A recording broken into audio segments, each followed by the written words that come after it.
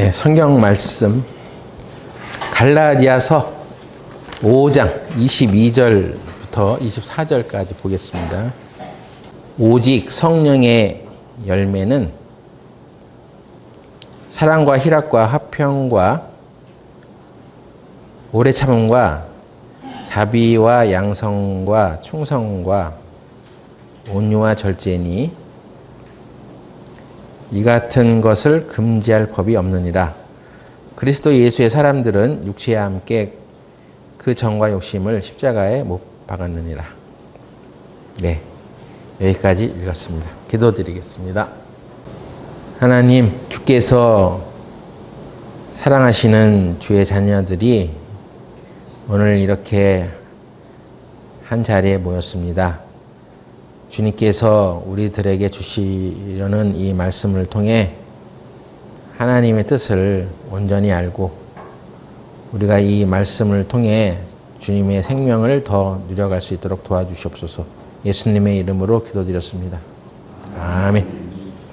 네, 성령의 열매라는 것은 우리가 맺어가는 인간의 열매가 아니라 우리 안에 계신 성령께서 맺으시는 열매를 말합니다. 그 열매에는 사랑과 희락과 화평과 오래 참음과 자비와 양선과 충성과 온유와 절제, 이런 것들이 그것에 해당된다고 하였습니다. 우리가 노력해가지고 맺는 열매가 아님에도 불구하고 우리는 오랜 종교 생활의 그 영향으로 인해서 성령의 열매를 우리가 맺으려고 노력하면서 살아가게 됩니다. 사랑을 해야지, 기뻐해야지, 화평해야지, 오래 참아야지, 자비로워야지, 선을 장려하고 충성되게 온유하고 절제해야지. 이게 구원받은 그리스도인의 삶의 모습이 아니겠어? 하면서 이것을 맺으려고 노력하고 또 이런 것이 나타나지 않으면 우리는 우리 자신에 대해서 실망하면서 살아갑니다. 그것이 바로 구원받은 사람들의 잘못된 영적인 부담이죠. 우리가 구원받은 그리스도인이라면 이런 것이 있어야 되지 않아? 하고 주위에서 또 이렇게 얘기할 때마다 그것이 부족해진 자기 자신의 모습을 바라보게 되면 내가 더 열심히 노력해서 교회도 열심히 다니고 신앙생활을 좀 더 열심히 해서 이런 열매를 맺어 가야 되겠다. 이렇게 이제 생각하게 됩니다. 그러다 보면 구원받은 그리스도인들이 신앙생활을 오래 하면 할수록 스스로에 대해서 실망하고 자신 안에서 일어나는 그 모습들, 그것을 보고 이 성령의 열매가 나에게는 없나 보다 이렇게 생각하며 살아갑니다.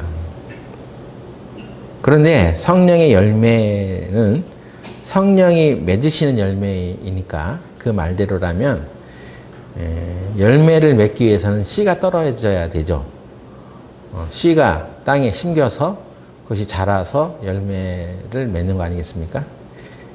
그렇기 때문에 성령의 열매는 성령이라고 하는 그 씨앗이 씨가 우리 안에 이제 심겨져야 되는 것입니다. 성령이 우리 안에 심겨지는 것은 우리가 예수님을 통해서 그 죄사함의 구원을 받게 될 때 성령께서 우리 안에 들어오시죠. 그러니까 이제 성령의 열매를 우리 안에 계신 성령께서 맺어가십니다. 그런데 그냥 성령이 알아서 그럼 맺어주시겠지? 이 열매를 맺어주시겠지 하는 것이 아니라 성령을 받은 사람도 그 안에 성령이 우리 안에 존재하셔서 그 열매를 맺을 수 있도록 우리 사람도 협조해야 될 부분이 있습니다. 구약에는 오순절에 성령이 오실 것에 대한 그림자로 이스라엘 백성들에게 명절을 지키게 했는데 그 명절이 바로 77절이라는 것입니다. 이스라엘에 3대의 절기가 있는데 6월절, 또 77절, 그 다음에 초막절, 이 세 가지가 가장 중요하게 여겨집니다. 그리고 이스라엘 사람들은 해마다 그 3대 절기에는 예루살렘에 모여서 희생의 제사를 드리고 그 명절을 기념하게 했습니다. 77절은 밀이나 보리의 수확을 시작할 때 77절이 시작되기 때문에 맥주절, 초실절 이런 이름으로도 불려집니다. 일주일 7일을 7번 계속 이제 기념하면서 지내는 것인데 그 77절을 기념하게 될 때 하나님께서 이 절기에는 어떤 일을 하라고 하신 것이 있는데 그것은 훗날 성령이 오시는 것에 대한 예언적 의미가 있는 거예요. 그래서 그 77절을 보내면서 이스라엘 사람들이 77절, 77이 49잖아요.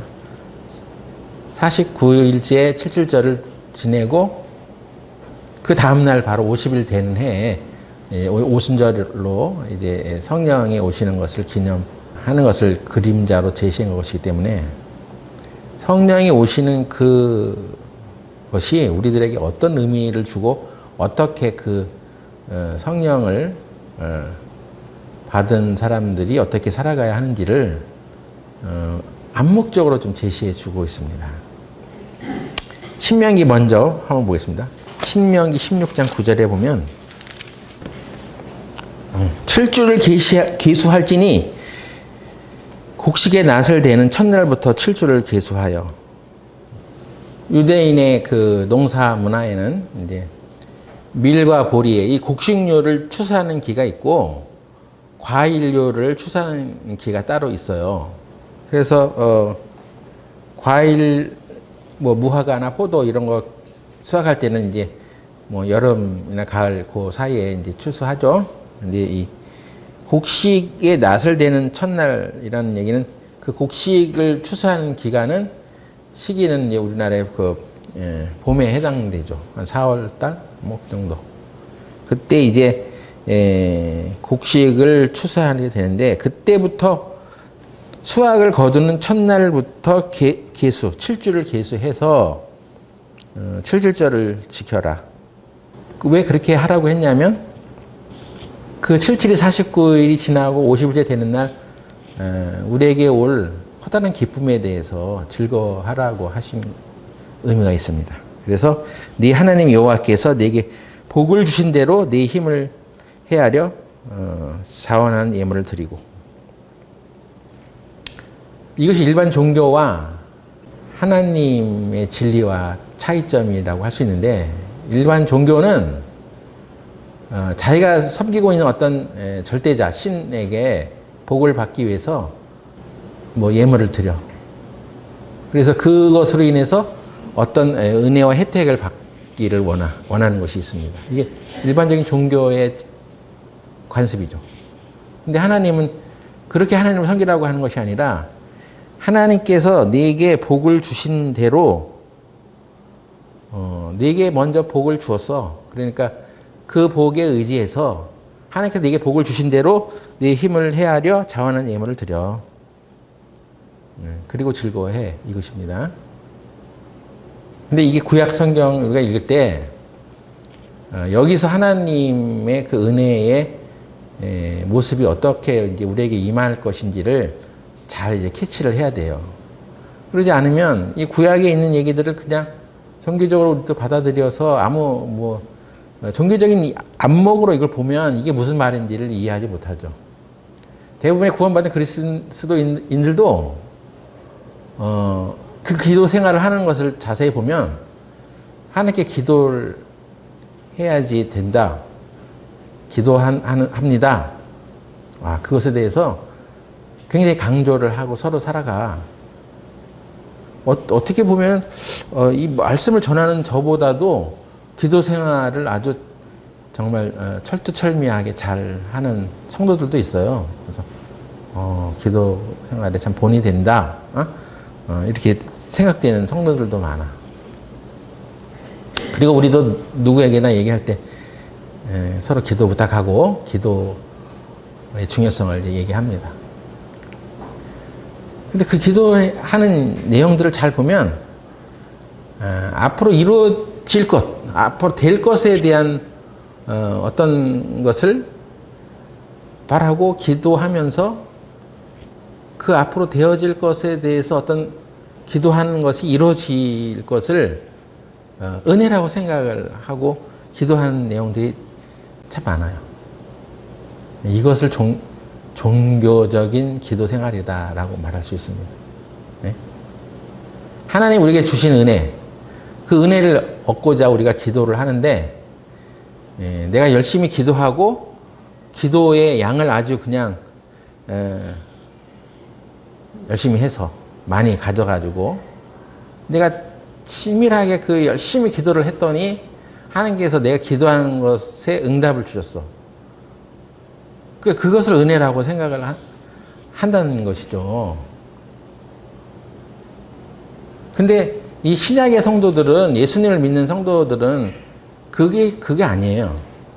그게 아니라 예수님께서 우리에게 이미 베풀어 주신 그 복을 근거로 이 복이 뜻이 하늘에서 이루어졌기 때문에 이제 땅에서도, 땅이라는 것은 바로 우리가 기도하는 어떤 영역일 수 있죠. 그 부분에서 하나님께서 하늘에서 이루어 놓으신 그 복을 이 땅에서도 풀어지게 나타나게 해달라고 간구하는 거거든요. 우리가 열심히 기도해서 그 기도의 노력으로 인해서 우리에게 은혜를 주신 것이 아니라 이미 우리에게 준 은혜가 있는데 그 은혜를 이것이 영적인 영역에서 이루어진 것이기 때문에 아직 땅에서는 이루어지지 않았어. 그러니까 이미 하나님께서 우리에게 베풀어 주신 그 은혜가 이 땅에 임하게 해달라고 하는 것이 신약 시대의 성도의 올바른 기도다 하는 거예요. 네, 설명을 어렵게 했습니까?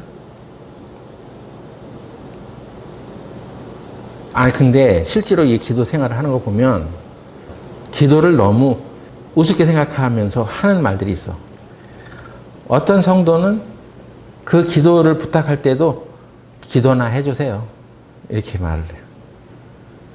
열심히 지금 자기가 그 문제에 대해서 열심히 뭔가 행위를 하고 있고 노력을 하고 있는데 당신들이 몸을 움직여서 이 일에 도움을 줄 수는 없지 않습니까? 그러니까 그냥 기도나 해주세요. 기도나? 이렇게 표현합니다. 기도를 해주세요. 이런 표현이 아니라 기도나 해주세요. 자기도 은연중에 그 기도가 뭔지를 명확하게 정의를 하지 못했기 때문에 그냥 지금 내가 하는 이 노력과 행위가 중요하고 기도는 그냥 곁다리로 너희들이 먼 곳에서 우리한테 와가지고 도움을 줄 수도 없잖아. 그러니까 기도나 부탁합니다. 이거 상대방을 배려하는 말인지 몰라도 그 기도나라는 말 속에는 기도를 좀 우습게 생각하는 경향이 있다는 거예요. 그래서 여러분도 그런 말을 이제 조심해야 됩니다. 앞으로 쓰지 마세요. 신약의 성도들은, 예수 그리스도를 믿고 구원을 받은 성도들은 서로 기도를 부탁해도 기도를 부탁합니다.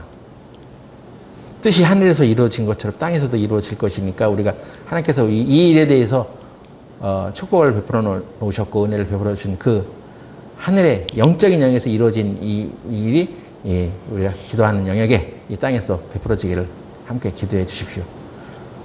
기도나라는 말을 쓰지 말라는 말이에요.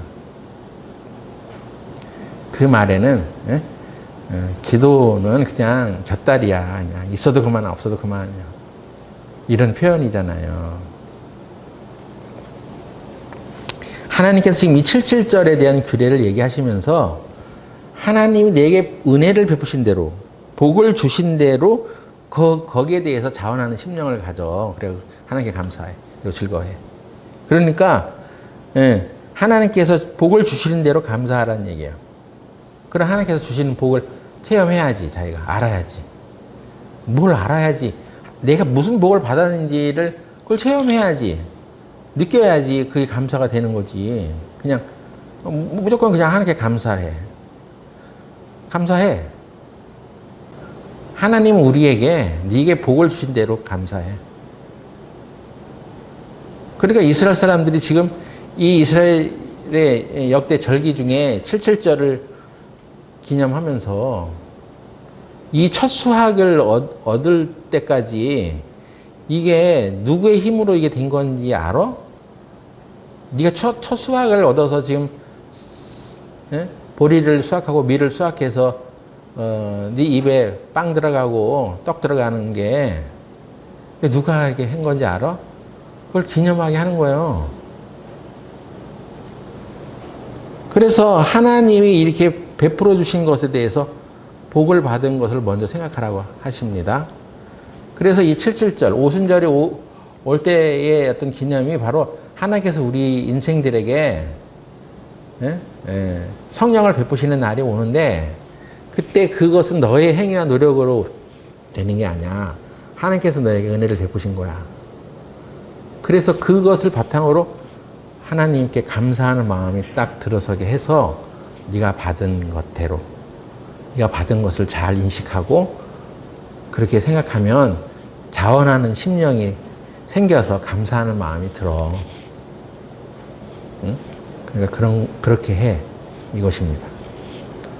그러니까 이 종교적인 틀에서 완전히 벗어나는 거예요. 여러분들은 구원받고 나서도 모두가 다 하나님 주신 은혜를 감사하며 살아갈 것이라고 생각하는데 그렇지 않습니다. 네? 어느 정도 자기 행위 기반이 있어. 그래서 내가 이렇게 교회도 열심히 다니고 내 재물을 들여서 복음 전하는데 이렇게 헌신도 하고 도와줄 사람도 도와주고 이렇게 내가 살아왔는데 그렇다면 하나님께서 저에게 복을 주셔야 되지 않겠습니까? 내가 하는 일이 잘 되게 해줘야 되지 않겠습니까?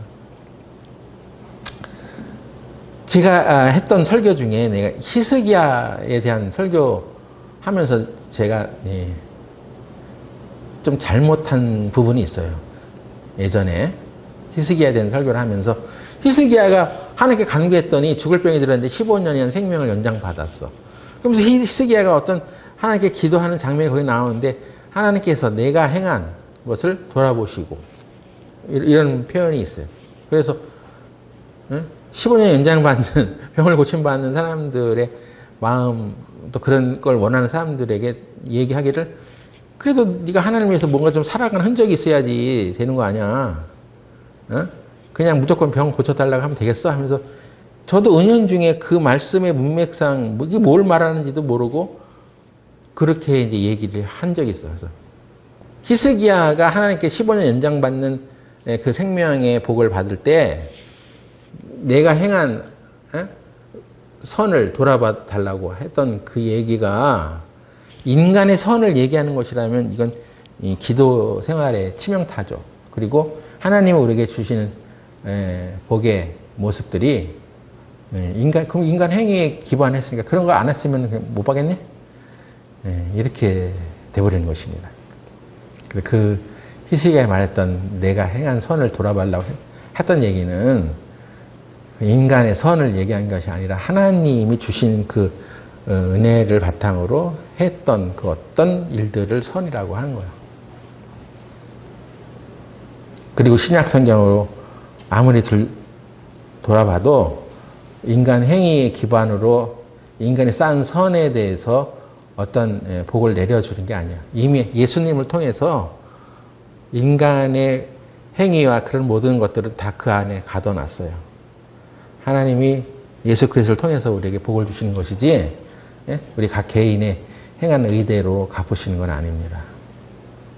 그러니까 자기가 자기 스스로를 돌아봤을 때 뭐 그냥 정결하게 살지도 않았고 뭐 죄도 많이 졌고 자기 행위에 대한 어떤 떳떳함이 없으면 아유 나 같은 사람에게 하나님께서 은혜를 베풀어 주시나 근데 난 그냥 기도에 열심히나 쌓으란다. 기도의 재단을 쌓아 하면서 그냥 열심히 어떤 교단에서는 빡세게 기도를 해야지 하나님께 들으신다고. 그 빡세게 기도한다는 게 자기 열심, 기도에 그냥 정열을 거기다 바친다는 거 아니에요. 그러니까 뭐 그런 열정으로 기도를 해주니까 하나님께 들으시고 거기 응답하실 것이라는 인간의 확신이 딱 들잖아. 이것은 인간의 믿음이지 하나님의 믿음은 아니잖아요. 예? 하나님께서 이 세상을 창조하실 때 빛이 있어라, 하늘이 있어라, 바다가 있어라. 뭐 이렇게 열심히 기도해가지고 그 일을 하셨습니까? 하나님의 믿음은 그런 게 아니죠. 우리에게 하나님의 믿음을 가지라고 했던 것은 하나님께서 이 세상을 창조하실 때도 하나님은 하나님 하시는 그 말씀을 그대로 하면 그것이 실제화된다는 믿음을 갖고 있었기 때문에 빛이 있어라, 하늘이 있어라, 바다가 있어라, 땅이 있어라. 그 말하는 것이 그대로 된 것에 대한 믿음을 가지고 있었습니다. 하나님이 하시는 말씀을 그 말씀이 그대로 된다는 믿음, 그게 하나님의 믿음이에요. 그리고 우리가 생활하면서 우리 믿음이 하나님 하신 그 말씀에 우리의 믿음을 화합하면 그게 하나님의 믿음이 되는 거죠. 아니 내가 어떻게 그 일을 할 수 있어? 그게 아니라 하나님이 하신 그 말씀에 대해서 내가 믿어. 내 믿음을 화합하면 그게 하나님의 믿음이 되는 거예요. 그러니까 모든 것이 하나님의 말씀으로 이루어지는 것입니다. 여러분들은 하나님의 말씀을 그대로 믿는 믿음이 대다수가 다 그렇진 않아요. 분명히 차이가 있습니다. 이 메시지를 한 10여 년 이상을 제가 단상에서 얘기를 해도 하나님의 말씀은 내가 믿지, 사실이 있는 것을 나는 믿어요. 아무리 그렇게 말해도 그러면 이제 그 결과가 일어나야지. 예? 충청도 화법으로, 요즘 충청도 화법이 유행인데요. 충청도에는 명절 때 그 톨게이트 입구에 과속 금지 이런 말을 안 써놓는데요. 우리 같으면 그냥 직접적으로 말하잖아, 그냥. 과속하지 마세요. 이렇게 했는데 충청도 사람들은 그렇게 말 안 해. 그렇게 바빴으면 어제 왔었어야지. 이렇게 써놓는 거야. 돌려 말하는 거야. 그렇게 바쁘시면 어제 왔었어야지. 그러니까 이 성경에 있는 하나님의 말씀도 우리들에게 이 말씀이 우리에게 오기까지 이게 확실하게 내가 하나님의 말씀을 믿어. 그런 단계가 되는 것은 각 사람의 어떤 생각과 그 체험에 따라 달라져요. 어떤 사람은 계속 그렇게 하나님 말씀 사실이지. 그렇게 했어도 실제는 아닌 게 많아요. 실제로 어떤 상황에 딱 처했을 때 아니 그 말씀을 믿었다며. 그럼 그 말씀대로 행했어야지. 그 말씀에 입각해서 말을 해야지 되잖아. 근데 그 말씀에 대해서 입각해서 하는 얘기는 온데간데 없고 그 그냥 또 상황과 그냥 뭐 환경 쳐다보고 그냥 말을 합니다. 여러분들도 그럴 수 있단 말이에요. 제가 여러분의 믿음을 깎아내리는 게 아니라 저도 그런 단계를 거쳐서 하나님의 말씀이 사실이라는 것을 믿었기 때문에 그런 시행착오가 있었기 때문에 그런 것입니다. 하나님의 말씀은 진리라는 것에 대한 개념을 아셔야 돼요. 성경은 사실이다. 우리 오랫동안 이 전도를 하면서 성경 말씀이 사실이라는 것을 은연중에 이렇게 배웠어.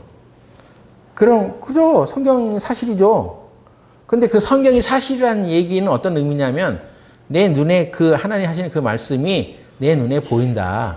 증거가 있다는 것을 전제로 하나님의 말씀은 성경은 사실이다. 이렇게 말하는 거예요. 예? 하나님께서 이 세상을 창조하셨다.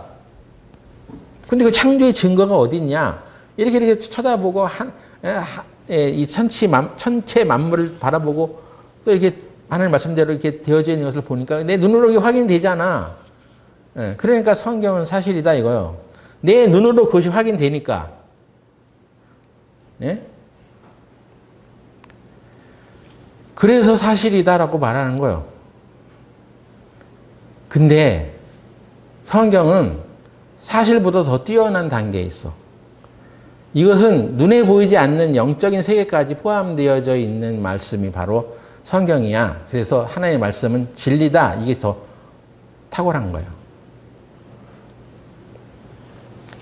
어떤 사람이 병이 들었는데 여기 뒤에 이게 혹이 있었답니다. 근데 그가 치유의 말씀을 배우다가 하나님께서 이미 이 구원 속에 우리의 몸의 치유도 다 포함되어 있다는 것을 깨달은 거야, 이 사람이. 그래서 이 말씀대로 난 나았네? 하나님께서 날 고쳐놨네? 그래서 어떤 간증 집회에 가가지고 하나님께서 내 병을 낫게 했습니다. 근데 아직 이 뒤에 혹이 있어. 그렇게 말을 했어. 그러니까 사람들이, 아, 저 사람 믿음이 대단하다. 박수를 쳐줬어. 근데 그 1년 후에 다시 이제 수양회를 했는데 여전히 그 사람이 여기 혹이 있어. 근데 이 사람이 또 그 간증이 또 나와가지고 두 번째 또 간증을 하는 거야. 하나님께서 내 병을 치료하셨습니다. 아니, 저 사람이 좀 제정신이야? 아니, 혹이 그대로 있잖아. 뭘 나았다고 그래? 근데 이 사람이 하는 얘기와 사람들이 보는 눈의 시각의 차이가 있는 거예요. 이 사람은 자기 믿음으로 비록 내가 지금 혹이 있지만 하나님께서 이걸 치유해 놓으셨습니다. 이걸 말한 거예요. 근데 그 간증을 듣는 사람들은 저 사람 작년에도 저기 나와서 자기 치유받았다고 하더니 그대로네. 아, 3년째 되는 해 수양에 또 나가서 3년째 또 그러는 거야. 그래서 주위 사람들이 말렸어. 당신이 무슨 말을 하려고 하는지 아는데 자제하시죠. 다 낳고 그 머리 뒤에 혹이 다 낳고 나서 간증을 하세요. 그런데 이 사람은 아니 그렇지 않습니다. 하나님께서 이미 치료하셨는데 낫게 했는데 뭘 그걸 다음에 얘기합니까? 또 가서 얘기한 거예요. 아, 저 사람이 간증 좀 그만하라고. 다 낳고 나서 얘기를 하던가 말이요. 어? 그 뭐 하나님 말씀대로 안 돼 있는데 뭘. 저는 하나님 말씀에 의하면 안 났잖아, 지금. 사실은 안 났잖아. 그 사람이 아직 뒤에 목에 종양이 있는 것은 사실이잖아. 근데 그 사람은 난 나았습니다. 이렇게 얘기한 거예요. 그리고 나서 그 간증을 마치고 집에 돌아갔는데 그 해에 나았단 말이에요. 싹 없어진 거예요. 응? 그런 일이 있었답니다. 그러니까 우리가 병낫기를 위해서 기도하고 하는 일들에 대해서 당장 내 눈에 보여줘야지 내가 믿어. 어? 그거 낳고 나서 얘기를 해. 이것은 진리가 아니에요. 성경이 진리인 것은 예수님께서 우리 질병을 다 고치셨어. 낫게 해주셨어. 그거야. 그럼 너 뒤에 목에 종기 있는 건 어떻게 할 거야? 그건 사실이고. 사실이 우리를 자유케 하는 것이 아니라 진리가 우리를 자유케 하는 거야. 여러분 이 믿음의 생활을 하는 가운데 우리가 하나님의 말씀을 어떻게 믿어야 되는지를 가르쳐 주는 것이라고 생각합니다. 저도 가끔은 뭐 육체에 어떤 아픔이 통증이 올 때도 있어. 그 내 다리를 한번 다쳤을 때 우리 교회 성도님 자매님이 내 다리에 손을 얹고 기도를 했어. 그래서 이제 치유를 받았구나. 계속 그 몇 해 지나면서 다리가 이게 뭐 날씨만 굳으면 이게 안 좋고 난 다리가 약해. 그래서 조심해야 돼. 체중을 빼야 돼. 뭐 어쩌저쩌 뭐 그런 생각으로 이렇게 뭐 계속 몇 해를 지냈어. 근데 하나님의 말씀으로 보면 하나님께서 그 아들 예수 그리스도를 통해서 우리에게 십자가를 통해서 우리 죄를 사해 줄 때 내 연약함과 그 질병을 짊어지셨도다. 거기 그렇게 돼 있잖아. 마태복음 8장 17절에 그렇게 돼 있습니다. 제가 구원받고 30년이 지나도록 그 말씀이 우리의 죄를 짊어지셨다는 말로만 들었지 그렇게 글자가 우리의 병을 짊어지셨다고 되어 있는데 한 번도 육체 질병에 대해서 생각하지 않았습니다. 내 눈은 가려져 있었던 거예요. 이건 수영교회에서만 얘기하는 게 아니라 우리가 주장하는 게 아니라 성경에 그렇게 돼 있잖아요. 근데 우리가 그 말씀을 어떻게 믿냐는 거야. 내 눈은 여전히 수건이 가려진 채로 그 말씀을 읽을 때 그 말씀을 내가 몰랐다고는 볼 수 없지. 그러면 성경을 안 읽었겠어요? 목회자가 성경도 안 읽으면 뭐 어떻게 하겠다는 거예요. 그래서 분명히 거기에 우리의 질병을 짊어지셨다. 선지자 이사야 말씀에 우리 연약한 것을 짊어지고 병을 짊어지셨도다. 병이라고 돼 있잖아요. 병이 뭐 영혼의 병을 말하는 거야? 아니, 그 베드로의 장모가 열병에 들었을 때 예수님께서 가서 고쳐주시면서 해주신 말씀이에요. 육체의 질병을 해결해 주시고 하신 말씀이잖아요. 근데 전 그런 믿음이 없었어요. 그것은 그냥 육체가 아니라 영혼의 죄병을 말하는 거야. 그러면 질병이 걸렸을 때 어떻게 해야 돼? 치료를 잘 받아야지. 응? 약을 잘 처방받아야지. 열병? 요즘 같으면 열병 뭐 그냥 검사하고 약이나 먹이면 되는 거 아니요? 옛날에는 약에 대한 어떤 정보도 없고 의학적 지식이 그래도 발전하지 않아서 치료가 힘들었겠지만 요즘 웬만한 건 다 고치잖아. 그렇습니다. 그래서 그 말씀 자체가 하나님께서 우리를 치유하신다는 치유의 말씀, 그걸 신유라고 하는 거예요. 신유. 믿음으로 병을 고침받는 거예요. 약 한 번 안 먹고 병원에 한 번 안 가고 오직 하나님의 말씀으로 하나님께서 이것을 통해서 우리의 질병을 치유하셨다. 그걸 믿는 거예요. 그 믿음으로 낫는 거예요. 그걸 신유라고 해. 성결교회에 4가지 교리가 있는데 중생, 성결, 신유, 재림. 중생, 거듭남을 말해. 성결, 뭐 성화된 삶을 살아야지. 신유, 신유가 뭐예요? 말씀으로 그 말씀 자체로 치유받는 거예요. 하나님께서 우리에게 해주신 약속의 말씀을 믿고 치유받는 거예요. 병이 낫는 거예요. 물론 우리가 건강에 관한 문제들에 대해서는 관리들을 잘 해야지.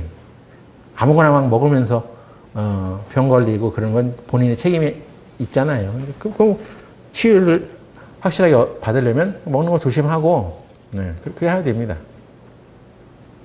근데 일단 병이 걸렸어. 어떻게 해야 돼? 신유가 있지 않느냐 말이야. 재림, 예수님께서 다시 오신다. 이 4가지 교리를 가지고 복음을 전하는 교단이 성결교단이라고 하는 거예요. 근데 누가 성결교단을 이단이라고 얘기합니까? 아무도 그렇게 얘기 안 해.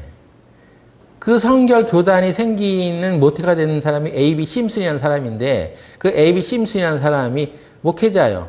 그래서 심장에 이상이 생겨가지고 교회 안에서 사역하다가 심장 안 좋아가지고 야 계속 이렇게 목사 노릇하다가는 죽어. 그러니까 휴양지에 가서 휴양을 해.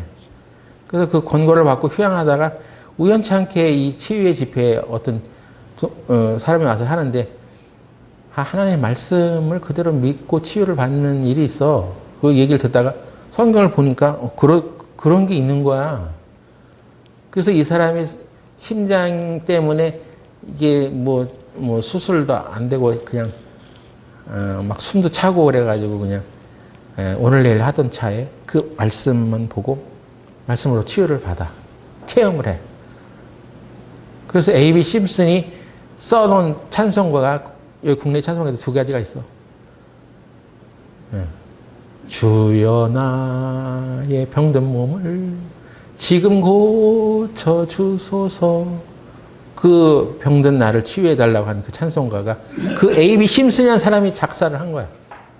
그런 찬송가를 모든 교회 사람들이 병들어 있는 성도들, 동료들이 입원해 있는 병원에 찾아가서 그런 찬송가를 부르면서 위로를 하고 있습니다. 근데 우리는 어떠냐 말이야. 그런 찬송가 부르면서 주님께서 이미 고쳐놓으마 약속하셨으니 그대로 이루어 주소서. 그런 내용이요.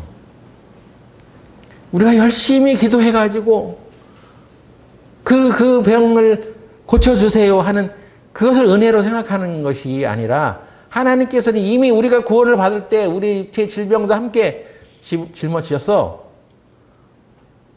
그거 못 깨달았다고 천국 못 가는 건 아니야. 근데 그거 못 깨달으면 아프다가 가는 거지. 일찍 천국에 갈 수도 있는 거지. 천국 가는 데는 지장이 없어. 육체의 질병을 예수님께서 지고 갔건 안 왔건. 그런데 성경이 하나님께서 약속을 해주셨잖아요. 그런 치유를 이미 해놓은 거야. 그러니까 모든 그리스도인들은 아플 필요가 없어. 하나님이 약속하신 그 말씀에 우리가 영혼의 구원을 믿은 것처럼 우리 육체의 질병도 그렇게 지고 가신 것을 확실하게 믿고 그 믿음을 가지고 건강하게 되어서 이 세상에서 열심히 복음 전하며 살아가라 하는 것입니다. 여러분은 그냥 약 잘 먹고 의사의 치료를 잘 먹고 병이 치료되는 그런 것만 체험하고 갈 수가 있어. 근데 이제 자기 인간의 힘으로 할 수 없는 손도 못 대는 그런 상황에 이제 처해졌을 때 이 말씀이 깨달아지려면 그런 상황까지 가야 돼요. 저도 이 말씀을 하기 참 조심스러워. 그건 네가 안 아파봤으니까 그러지. 정말 죽을 어떤 상황이 되면 너도 유명한 병원 찾고 유명한 약 찾을 거 아니야. 네, 그렇습니다. 그런 마음이 확 들어와. 그런데 처음부터 그 1톤, 2톤에 뭐 그 엿기를 들겠어?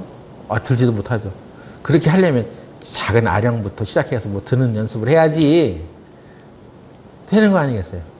몇백 킬로의 바벨을 드는 것은 많은 훈련을 통해서 가능하잖아요. 그러니까 처음부터 그런 훈련도 안 돼 있는데 단번에 뭐 믿는다고 낫냐고.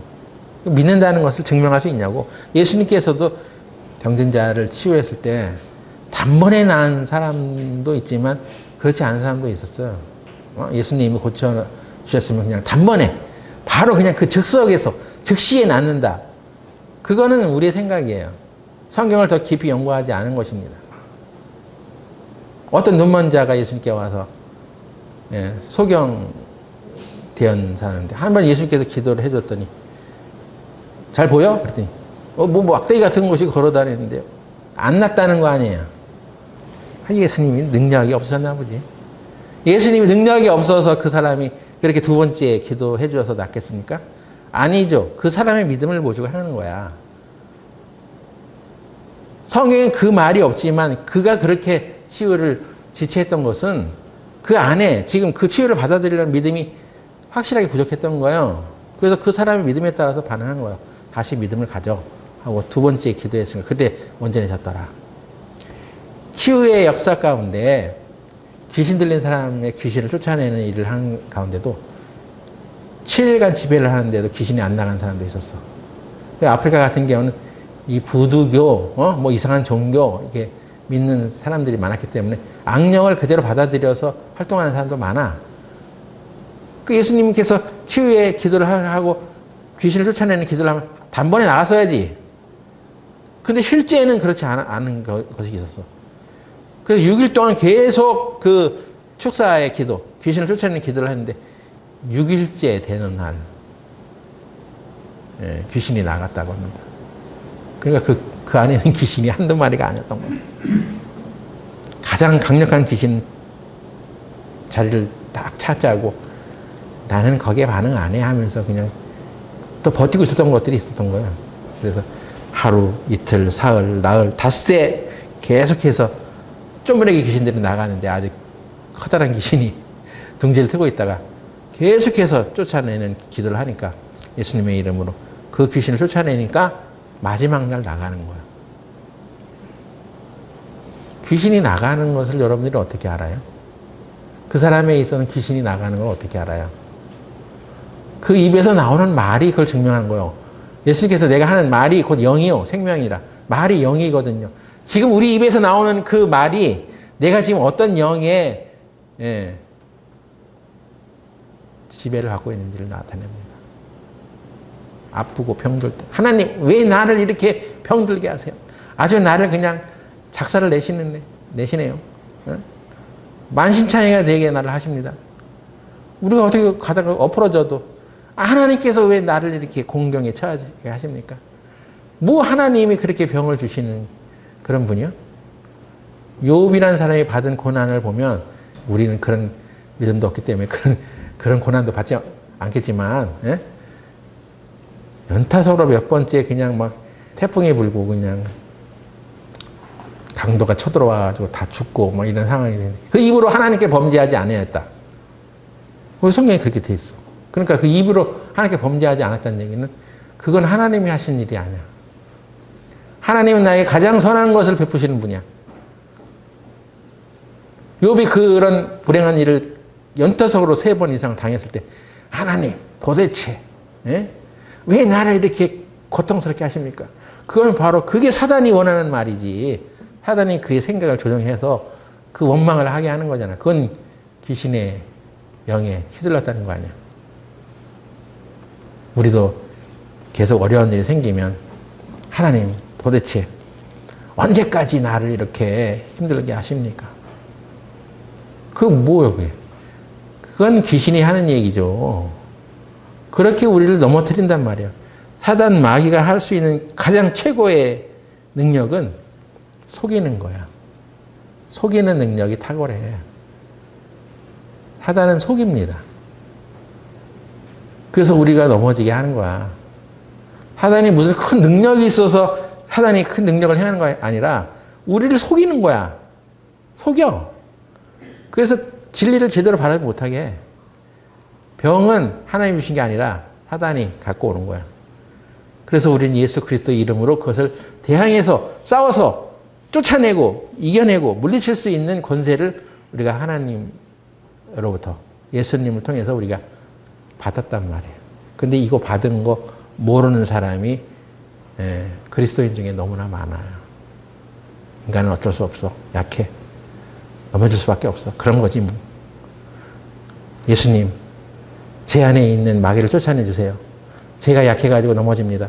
그리고 제가 간과하는 우리 사랑하는 사람들이 안에 있는 악한 마귀를 쫓아내 주세요. 그 예수님이 뭐라고 합니까? 야, 내가 권세를 줬어. 성경 말씀에 자세히 보면 내가 하늘과 땅의 모든 권세를 내가 찾아왔어.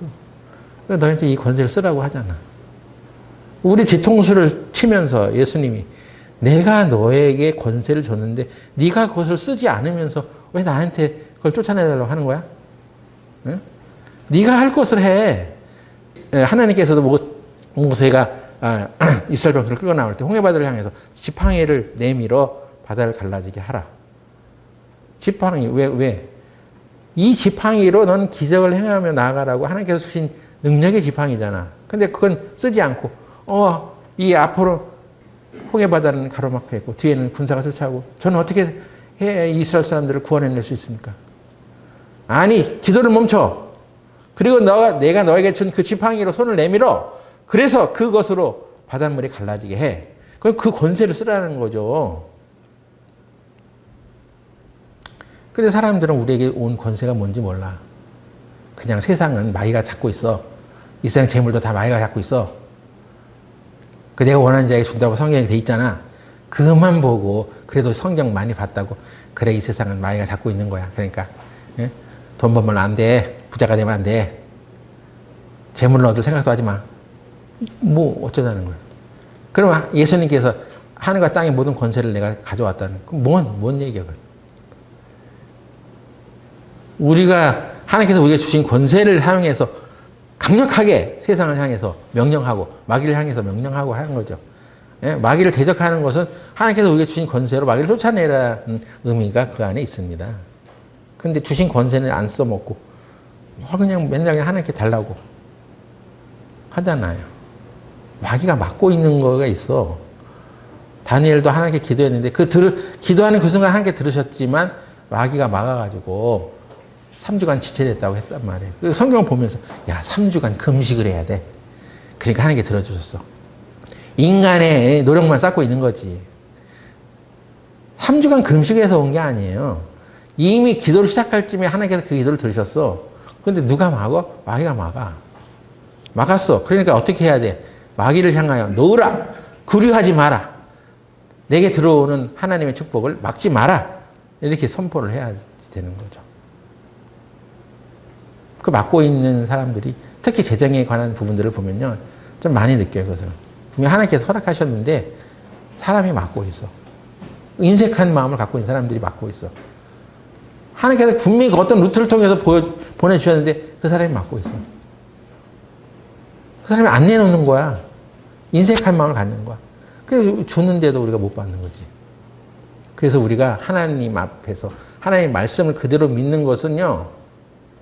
여러 가지 이제 변수가 있고 또 가능성이 있으니까 계속 하나님의 말씀을 묵상해 가면서 우리가 받은 이것이 은혜가 뭐고 복이 뭔지 우리가 어떻게 대처해야 되는지를 꾸준하게 살펴야 됩니다.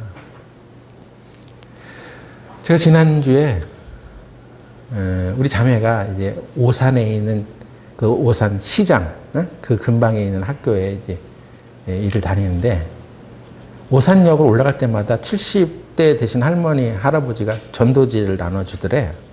그래서 그걸 계속 받았어. 근데 거기 이제 구원을 받아야 된다는 메시지가 있는 거여서 그 할머니, 할아버지에게 구원 받으셨어요? 이렇게 물어봤더니 그냥 구원 받았다고 하는 거예요. 그래서 보니까 그 전도지에 그 교회의 어떤 목사 이름이 적혀 있는데, 누구냐 했더니 옛날에 청주교회 같이 신앙생활 하던 그 청년 그 이름이에요. 그래서 계속 이제 그 사이트도 있고 그래서 이제 계속 이제 추적을 했습니다. 그랬더니 이 킹제임스 성경 그거 한글화 작업하면서 이 뭐 나눠졌던 어떤 무리 가운데 어떤 한 무리에 이제 소속이 되어 있더라고.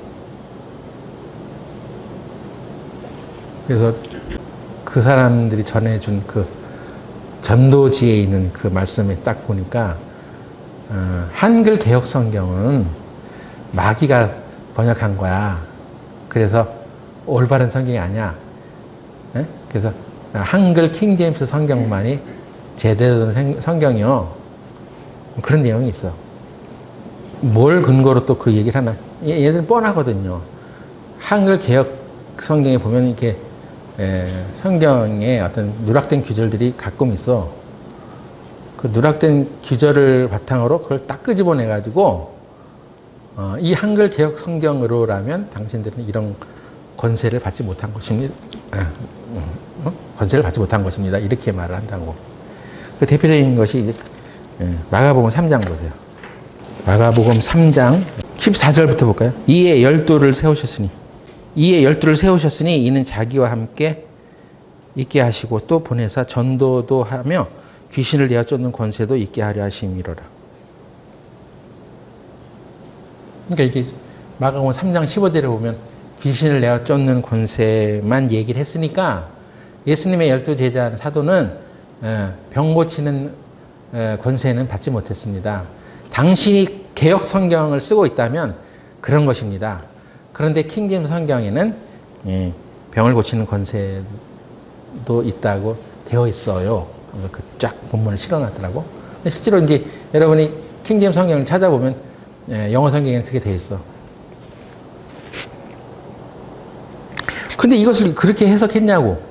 여기 규절에 그게 없다고. 그럼 당신은 병 고치는 권세는 받지 못한 거네. 한글 개혁 성경 쓰는 사람들은 이렇게 말을 할 수가 있냐고. 해석이 이렇게 극단적으로 되기 때문에 문제가 되는 거예요.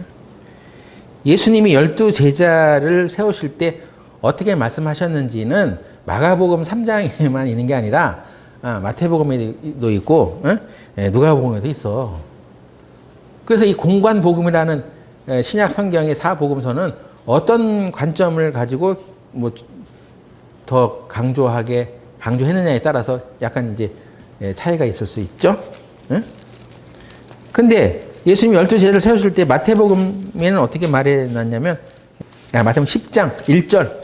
예수께서 그 12제자를 부르사 더러운 귀신을 쫓아내며 모든 병과 모든 약한 것을 고치는 권능을 주시니라.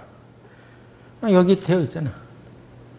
그러니까 마가복음 3장 15절에만 그것이 표현이 안 됐을 뿐이지, 예수님이 12제자를 부르셨을 때 귀신을 쫓아내는 권세, 모든 병과 모든 약한 것을 고치는 권능을 주시는 거야. 그걸 주셨으니까 12제자들이 그렇게 했겠죠? 나중에 70인의 또 제자들을 불러서 사역을 하게 할 때도 그런 권능을 주신 것이고, 그럼 오늘날 우리는 이건 12제자, 70인의 제자로 끝난 거야, 그냥. 성경이 완성되기 전에 그냥 그 시대에 말하고 성경이 완성된 다음에 그럼 없는 거야? 이것입니다. 그래서 이건 그냥 옛날에 그런 경험은 있었나 보지. 근데 지금은 없어. 병을 고치고 귀신을 쫓아내는 것은 기적을 쫓는 것이야. 이렇게 생각하니까 하나님 말씀 제대로 믿는 거야, 안 믿는 거야? 그러면 그 교회는 귀신을 쫓아내고 병을 고치는 그런 능력을 행해? 나가? 그냥 이론적으로 그렇게만 받아들일 수 있을 뿐이지, 실제로 여러분 귀신 쫓아봤어요? 예? 귀신 들린 사람을 어떻게 해야 될지 그 대처를 세우지도 못하는 것이 우리의 역사였어요. 그냥 진짜 전도집회 상담한 거지 그냥. 그리고 그 귀신 들린 사람 보면 그냥 이건 어렵도다. 계속 발악하는데도 어떻게 할 수가 없었어. 모든 병과 모든 약한 것을 고치는 권능을 하나님께서 예수님을 통해서 우리들에게 주셨는데도 불구하고 우리는 그것이 우리에게도 있다는 것을 생각지도 못했어. 그러니까 하나님의 말씀을 제대로 믿는 사람들이냐 하는 거야. 성령을 우리에게 주셨을 때는 우리에게 주신 그 복을 감사하라고 하는 거예요. 근데 우리에게 이런 복이 안 왔으면 능히 우리가 복음을 전하면서 담대하게 하나님의 말씀을 전할 수 없죠. 예? 뭐 정신 이상 생기고 좀 이렇게 귀신 들린 것 같으면 시설에 잘 수용돼서 치료를 받으십시오. 예? 예. 또 아픈 사람은 병원을 잘 찾아서 치료를 받으세요. 혹 열심히 기도해 보세요. 그러면 하나님께서 고쳐주실는가. 그렇게 살아온 거 아니겠어요? 하나님께서 우리에게 주신 복이 엄청난데 그 복을 알지 못하니까 우리가 하나님께 감사하지 못하는 거 아니겠습니까? 예? 열심히 앞으로 기도해서 얻어지는 것은 은혜가 아니에요. 그것은 내 노력이 들어가 있는 거지. 내 열심과 내 깨끗함과 상관없이 하나님께서 나를 보지 않으려고 예수님을 통해서 우리들에게 그런 막강한 권세를 주시고 능력을 주셨으니 너는 그것이 뜻이 하늘에서 이루어진 것처럼 땅에서 이루어지기를 간구해 나가. 그걸 기도해. 근데 왜 우리는 이 땅에서 그런 것들이 일어나지 않죠? 그러니까 기도해. 그것을 기도하라고 하는 것입니다. 이 말씀이 재정적인 영역에서도 또 우리가 계속 그렇게 함께 생각하면 감사한 얘기죠. 그래서 성령의 열매, 예? 성령이 씨앗이 떨어졌어야 맺어지는 열매야. 아무것도 떨어진 것이 없이 씨앗이 없는데 우리 보고 열매를 맺으라고? 암만 해도 그게 안 맺어지죠. 그래서 하나님께서 우리에게 그 열매를 맺어가시니까 우리가 잘 관리를 해야 되겠죠. 그것이 나와 있는 거야. 기도하면서 그것이 나타나게 해주세요. 하나님, 제가 예수님을 닮고 싶습니다. 내 안에 그 예수님을 닮을 수 있는 그 씨앗을 주셨으니 감사함으로 받았겠습니다. 그걸 믿는 거예요. 믿기로 선택하는 거예요. 나는 그런 게 없어요. 이렇게 말하지 말고 하나님께서 그것을 열매를 맺을 수 있도록 나에게 주셨으니 내가 믿기로 선택합니다. 아직 감정적인 눈에 보이는 어떤 증거들은 보이지 않아도 하나님께서 우리에게 주신 것을 믿습니다. 그래서 성령의 열매는 우리의 열매가 아니라 하나님께서 맺어 가시는 열매니까 그것이 우리에게 이미 들어와 있다는 것을 굳게 믿고 살아가야 됩니다. 이미 우리에게 공급해 주신 것을 믿고 과감하게 그냥 나가야 되는 거예요. 네, 우리가 그런 교회가 되길 바랍니다. 기도하고 마치겠습니다. 하나님, 오늘 우리는 우리 안에 계신 성령의 열매가 우리를 통해서 활발하게 나타나기를 원합니다. 우리가 없는 것을 하나님께서 요구하시는 것이 아니라 하나님께서 우리에게 그 생명의 씨앗을 우리 안에 주셨으니 그 씨앗이 잘 자라고 성장하여서 열매를 맺을 수 있는 그런 때가 되기를 원합니다. 우리 성도들이 하나님께서 우리에게 주신 크고 놀라운 복을 이미 알고 발견하고 하나님께 감사하는 신앙생활을 할 수 있도록 도와주시옵소서. 예수님의 이름으로 기도드렸습니다. 아멘.